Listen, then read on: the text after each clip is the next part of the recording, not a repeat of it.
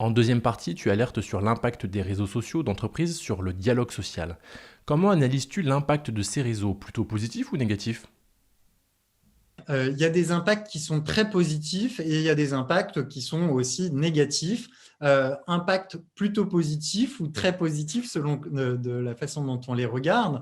Je pense notamment au renouvellement du dialogue social dans l'entreprise. Bon, bah, jusqu'à présent, je pense notamment aux jeunes qui font parfois que passer dans les organisations, qui restent, qui viennent en stage, qui viennent en alternance, qui ont des CDD. Bon, bah, ils ne sont pas forcément intégrés dans le dialogue social institutionnalisé de l'entreprise parce qu'ils n'ont pas toujours le droit de vote, parce qu'ils ne votent pas toujours, et finalement, on les entend assez peu, on les voit assez peu dans le dialogue social de l'entreprise tel qu'il existait et tel qu'il existe encore dans le Code du travail. Et ben, avec des réseaux sociaux, en allant chercher finalement leur avis, on va pouvoir avoir une vision un peu différente de l'entreprise, on va pouvoir avoir des avis différents, on va pouvoir faire émerger finalement un dialogue dans l'entreprise qui n'est pas exactement la même représentation que le dialogue institutionnalisé avec les partenaires sociaux.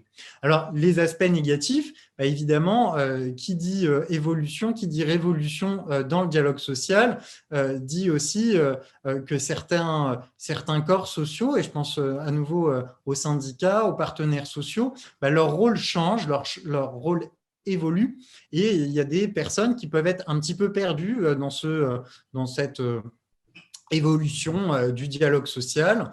Ça questionne aussi, hein, c'est quoi le dialogue social? Est-ce que le dialogue social, c'est forcément les partenaires sociaux, ou est-ce que le dialogue social, ça peut être directement avec les salariés? Le dialogue social dans les entreprises, est-ce que il peut pas être, est-ce qu'il n'est pas parfois aussi instrumentalisé par les uns ou par les autres? Je pense qu'il y a toujours un petit peu d'instrumentalisation dans tout dialogue, mais voilà, est-ce que ça ne change pas la donne? Est-ce que c'est positif? Est-ce que c'est négatif? Ben, ça va dépendre aussi de chaque situation, de chaque contexte. Mais je pense vraiment que pour moi, c'est une opportunité pour embarquer beaucoup plus de gens dans l'entreprise, pour faire un collectif plus grand que ce qu'on pouvait avoir jusqu'à présent, sachant encore une fois qu'il faut intégrer les nouvelles générations dans les entreprises, dans le collectif. Et même s'ils ne restent pas toujours très très longtemps dans les entreprises, mais aussi du fait de la crise économique, hein, on sait malheureusement souvent quand on veut évoluer dans une entreprise, il faut changer d'entreprise et on a moins de promotion en interne, etc., etc. Et ce n'est pas pour autant qu'il ne faut pas représenter tout le monde. Et c'est aussi une manière de faire évoluer l'entreprise.